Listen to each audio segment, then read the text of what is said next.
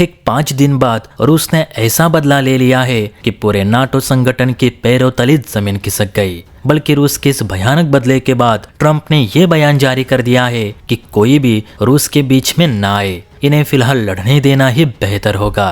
जी हाँ दोस्तों, खुद डोनाल्ड ट्रंप अब रूस के गुस्सेल रुख को देख अपने पैर वापस ले रहे। दरअसल आप सभी जानते हैं कि इसी महीने 1 जून को यूक्रेनी सेना ने रूस के 5000 किलोमीटर अंदर घुसकर अपने फर्स्ट पर्सन व्यू यानी FPV ड्रोन से रूस के 5 सैन्य एयरबेसेस को निशाना बनाया था, जिसमें रूस के 41 लड़ाकू विमानों को तबाह किया गया। इस ड्रोन हमले में A-50, Tu-95 और Tu-22 जैसे रशियन स्ट्रेटेजिक बॉम्बर्स को मुख्य रूप से निशाना बनाया गया था और यूक्रेन के इस ड्रोन हमले में रूस को करीब 17,000 करोड़ रुपयों से ज्यादा का नुकसान भी हुआ था।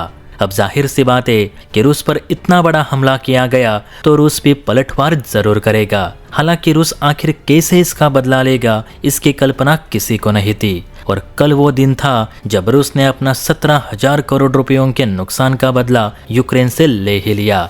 देखिए, फिलहाल दुनिया भर की न्यूज एजेंसीज की ओर से खबरें निकल कर आ रही है कि ठीक 5 दिन बाद रूस ने यूक्रेन से बदला लेते हुए यूक्रेन पे भयंकर बमबारी कर दी। जानकारी के अनुसार रूस ने कल रात भर में 103 ड्रोन और दर्जनों बैलिस्टिक मिसाइल दागी, जिसमें यूक्रेन के डेनेत्स्क, खार्किव, ओडेसा, सुमी, चेरनिहिव, दिनीप्रो और खेरसोन सहित कई बड़े बड़े शहर जलकर खाक हुए। कहते हैं कि रूस का मिसाइल हमला इतना विनाशकारी था कि यूक्रेन के पास जो अमेरिकी और नाटो का मिसाइल डिफेंस सिस्टम था वो भी रूस के इस हमले को रोकने में नाकाम रहे। यूक्रेन की वेबसाइट क्यू इंडिपेंडेंट के अनुसार इस हमले में रूस ने न सिर्फ यूक्रेन के डिफेंस सिस्टम तबाह किए बल्कि यूक्रेनी सेना के गोला बारूद भंडार को भी बहुत नुकसान पहुंचाया है। रूस ने 4 दिनों तक सटीक प्लानिंग बनाकर फिर 5वें दिन इस हमले को अंजाम दिया। यूक्रेन के क्यू शहर के सैन्य प्रशासन प्रमुख तकाचिको ने कहा कि रूसी ड्रोन हमलों को विफल करने के दौरान क्यू की कई इमारतों में आग लग गई, जिसे बुझाते बुझाते कई लोग आग में झुलस कर ही मारे गए। यूक्रेनी राष्ट्रपति ज़ेलेंस्की ने इस बात की पुष्टि की कि रूस ने शाहिद ड्रोन के जरिए हम पर हमला किया है। वैसे शाहिद ड्रोन ईरान का मानव रहित लड़ाकू ड्रोन है, जिसे ईरान और रशिया दोनों ने मिलकर विकसित किया है। इस हमले के बाद ज्यादातर एक्सपर्ट्स और अन्य देशों के प्रतिनिधि ज़ेलेंस्की को ही कोस रहे। उनके मुताबिक अगर यूक्रेन ने रूस पर इतना बड़ा हमला ना किया होता तो शायद आज यूक्रेन को रूस के हमले झेलने ना पड़ते। ज़ेलेंस्की अभी भी मूर्खों की तरह ही फैसले लेकर अपने देश और लोगों का बस नुकसान ही कर रहे।